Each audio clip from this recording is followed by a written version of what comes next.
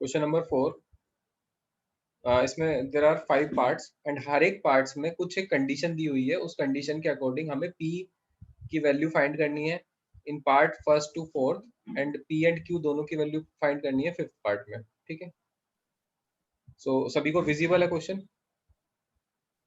Yes, sir. ओके, Yes, sir. Now क्या बोला है फर्स्ट क्वेश्चन में, फर्स्ट पार्ट में, फोर्थ क्वेश्चन के फर्स्ट पार्ट में दो इक्वेशन हमारे पास है, 3x minus Y minus 5 equals to 0 and second equation is 6x minus 2y minus p equals to 0।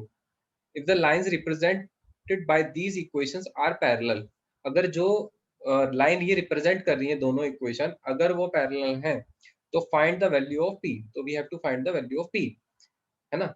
So since lines are parallel तो means equation के solution कितने होंगे, lines are parallel, No solution. therefore no solution exists, है ना। and for no solution condition is a1 by a2 is equals to b1 by b2 is not equals to c1 by c2. so a1 a2 is coefficient of x and y, x in both equation, so it is 3 by 6 equals to y का coefficient is b1 b2, it is -1 -2 and c1 c2 is -5 by -b.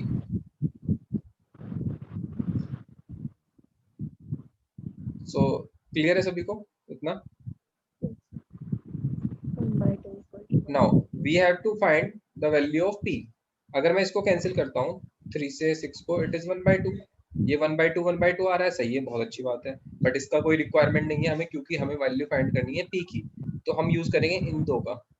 ठीक है ना।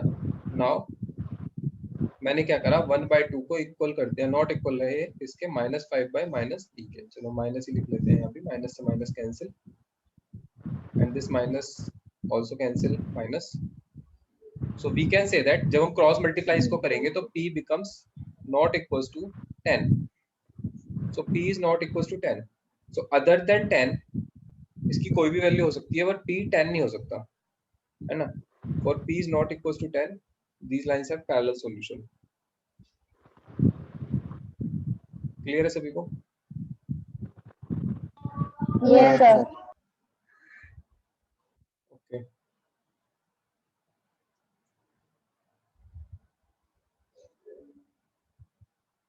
now next question is,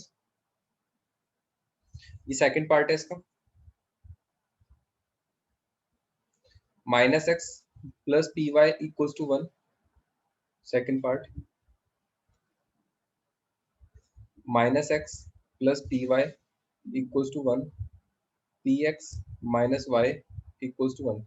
अभी देखो इसको ना जरूरी नहीं है हमेशा कि हम जो इधर वाली टर्म है ये RHS में, इसको हम लेफ्ट साइड में लाके इक्वल्स टू 0 ही लिखे, है ना। अगर ये दोनों टर्म RHS में तब भी सही है ना, या तो दोनों लेफ्ट साइड में होनी चाहिए, दोनों राइट साइड में होंगी, है ना, तो बोथ करेक्ट है।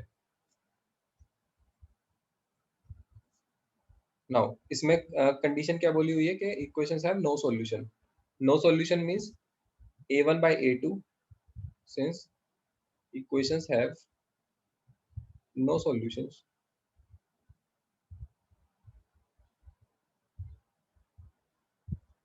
equations have no solution, so it is a1 by a2 equals to b1 by b2 is not equals to c1 by c2।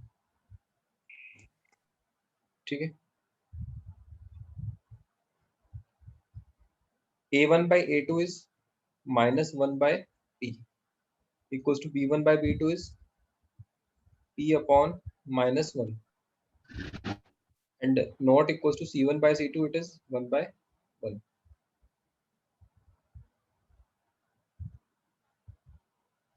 Now हम क्या बोल सकते हैं, यहां से इन दोनों को सॉल्व करेंगे तो p into p is p square, -1 into -1 is 1। Now p square अगर 1 के इक्वल है तो p की वैल्यू कितनी होगी, √1. √1. p is √1 और 1 से बाहर जब रूट आएगा तो यहाँ दो वैल्यू आती है, एक प्लस एक माइनस, सो p is +-1, या कह लो p equals to 1 and p equals to -1, दो आंसर आएंगे इसके, ठीक है। और जो दूसरा केस हम अगर सॉल्व करें इसको, तो यहाँ से हमारे पास p upon -1 is not equals to 1, 1/1 cross multiply किया, p is not equals to -1। So एक कंडीशन तो कह रही है कि p -1 के इक्वल है, एक कंडीशन कह रही है p -1 के इक्वल नहीं है, तो दोनों में से कौन सा सही है? कोई भी सही नहीं है, मतलब ये वाली कंडीशन को हम नेग्लेक्ट कर देंगे, है ना। Answer is p is equals to 1, है ना।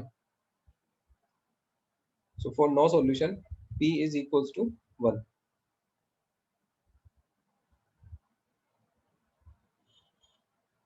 क्लियर है सभी को ना? मुझे भी एक बात बताइए आप लोग, अभी जो मैंने ये p को जब मैंने रूट से बाहर निकाला, जब मैंने p को रूट 1 लिखा था और उससे बाहर निकाल के मैंने प्लस -1 इसको क्यों लिखा, कोई मुझे बताइए। Yes sir.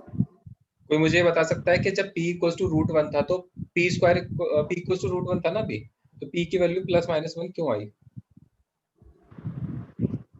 तो क्योंकि +1 का अगर हम स्क्वायर करेंगे तो भी वो यही आएगा, और माइनस का करेंगे तो यही आएगा। ओके, मतलब हम प्लस माइनस किसी का भी स्क्वायर करें, चाहे तो हम p इक्वल्स टू 1 का स्क्वायर करें तब भी p स्क्वायर 1 आएगा, चाहे हम p इक्वल्स टू -1 का स्क्वायर करें तब भी p 1 आएगा। इट मींस कि अगर p स्क्वायर 1 है, p स्क्वायर 1 है तो उसका आंसर p का या तो 1 भी हो सकता है या -1 भी हो सकता है, ठीक है। इट मे बी 1 और -1, ठीक है। क्लियर है ये बात? तो इसीलिए यस जब सर। जब कभी ये इस तरीके से कंडीशन आए कि p स्क्वायर 1 है तो answer is p is plus -1, जरूरी नहीं p स्क्वायर 1 ही आएगा, कुछ भी हो सकता है, कोई भी परफेक्ट स्क्वायर हो, जब भी रूट से बाहर आएगा तो इट टेक्स टू वैल्यूज, एक प्लस वैल्यू एक माइनस वैल्यू, ठीक है। Now next third part is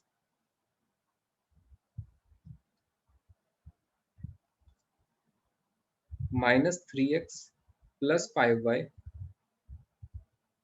equals to 7, and second equation is 2px minus 3y equals to 1। Clear है?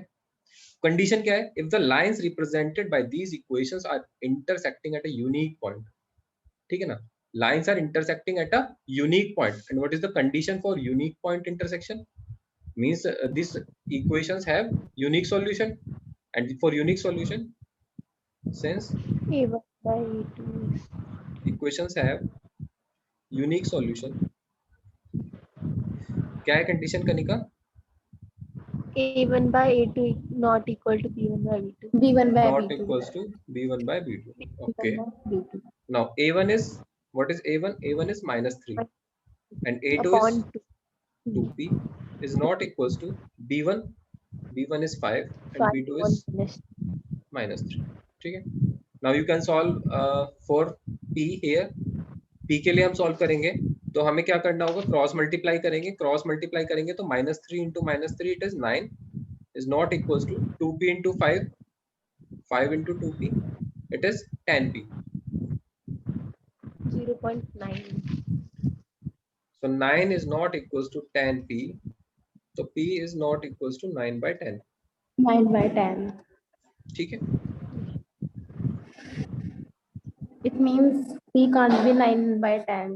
p can't be 9 by 10, other than 9 by 10 it can take any value। Now fourth part is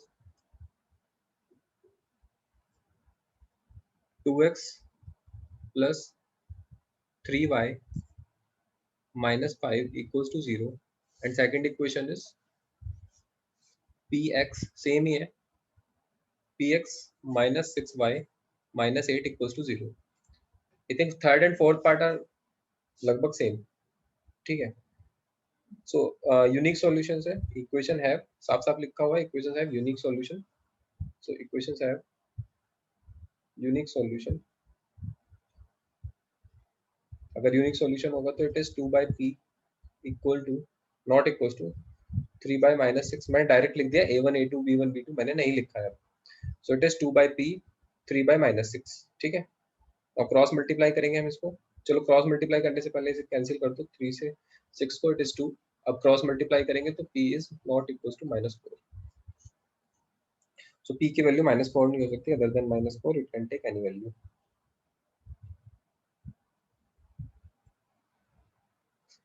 next is fifth part, it is 2x plus 3y, 2x plus 3y equals to 7, and second equation is 2px plus py equals to 28 minus qy। so क्या ये equation अपनी standard form में है अभी? Second equation is in standard form और not? No sir. ये qy यहाँ पे No, एक्स्ट्रा आ sir. रहा है RHS में, ठीक है ना? इस qy को लेफ्ट साइड में लेके जाएंगे, it becomes 2px plus py plus qy equals to 28, है ना? py plus qy क्या लिख सकते हैं इसको?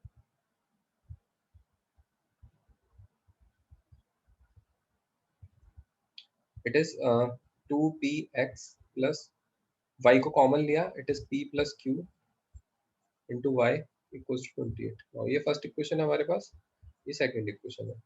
यहाँ से हमें a1 a2 b1 b2 c1 c2 find करने होंगे, और हमें कंडीशन दी थी कि this pair of equation have infinitely many solution. So अगर इनफाइनाइटली मैनी सॉल्यूशन है तो उसके लिए कंडीशन होती है since equations have infinite solution, and for that a1 by a2 is equals to b1 by b2 is equals to c1 by c2। so what is a1 here?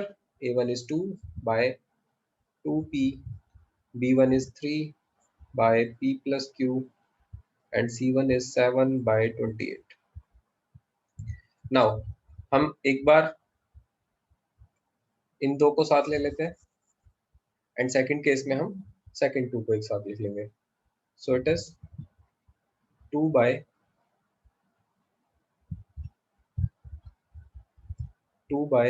2p equals to 3 by p plus q। 2 से 2 cancel कर दो, 1 बचेगा, यहाँ cross multiply होगा, so it is p plus q equals to 3p। अब p को RHS में ले जाओ तो q equals to हो गया 3p minus p 2p। Second condition क्या थी हमारे पास? 3 upon p plus q equals to 7 by 28। 7 से 28 कैंसिल, 4 जा क्रॉस मल्टीप्लाई करोगे तो 4 3 12 equals to p plus q। ठीक है, 12 equals to p plus q हो जाएगा। नाउ q की वैल्यू हमारे पास क्या है? q की वैल्यू है 2p, तो q को 2p पुट करेंगे हम, so it is p plus, लिख देते हैं चलो ये बात, ऑलरेडी हम दो इक्वेशन मान चुके हैं तो इसको थर्ड मान लेते हैं, इसको फोर्थ मान लेते हैं। Put value of q from equation third to fourth, so it is 12 equals to p plus 2p means 3p, 3 से 12 cancel, 4 जा p is 4, so value of p is 4, and if p is 4 तो put करेंगे अगर इसको हम, put p equals to 4 in equation third, तो q हमारे पास होगा 4 into 2 8, तो q is 8। कोई डाउट है किसी को तो बताइए। Fifth question is two straight paths are represented by the equations x minus 3y equals to 2 and minus 2x plus 3y minus 2x plus 6y equals to 5। ठीक है,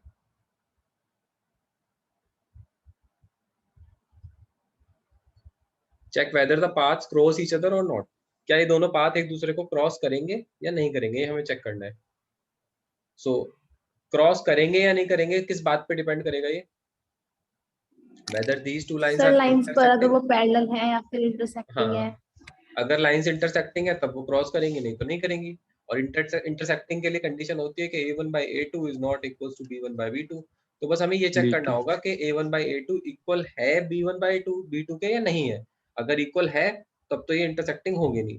देखो अगर इक्वल है ये a1 by a2 b1 by b2 के लिए, b1 by b2 के, तो दो बातें हो सकती हैं, या तो लाइन क्या होंगी, पैरेलल होंगी, या कोइंसिडेंट होंगी, ठीक है ना, इंटरसेक्टिंग नहीं होंगी। अगर a1 by a2 इक्वल है b1 by b2 के, तो लाइन या तो पैरेलल होंगी या कोइंसिडेंट होंगी। हाँ, इंटरसेक्टिंग नहीं होंगी। इंटरसेक्टिंग केवल तब होंगी जब a1 by a2 is not equal to b1 by b2 है। तो बस सिंपल सा हमें ये चेक करना है a1 by a2 इक्वल है b1 by b2 के या नहीं। तो कर लेते हैं जल्दी से इस क्वेश्चन को। सर इक्वल आ रहा है। Okay, it means the path sir lines are parallel है। do not cross each other. Okay, lines are parallel. X minus 2y, sorry 3y equals to 2, and second equation is minus 2x plus 6y equals to 5. Now a1 by a2 हमने find किया, which is 1 upon minus 2. b1 by b2 मैंने find किया, which is minus 3 upon 6, जिसको हम बोल सकते हैं minus 1 by 2. तो यहाँ तो a1 by a2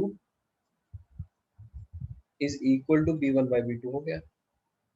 अब अगर a1 by a2 b1 by b2 के इक्वल है, this means that lines are either parallel or coincident, but not intersecting। ठीक है ना, इसका मतलब क्या है, लाइन या तो पैरेलल होंगी या अब हम बता तो सकते हैं ये भी पैरेलल होंगी या नहीं होंगी, या फिर कोइंसिडेंट होंगी या नहीं, बट हमसे पूछा नहीं तो क्यों बताएं, जितना पूछा है उतना आंसर देंगे हम। सही है। सो अभी आज की क्लास में इतना ही रखते हैं, नेक्स्ट क्लास में हम आगे करेंगे। अभी इसमें कोई डाउट हो तो बताइए। No, sure, no doubt. Okay.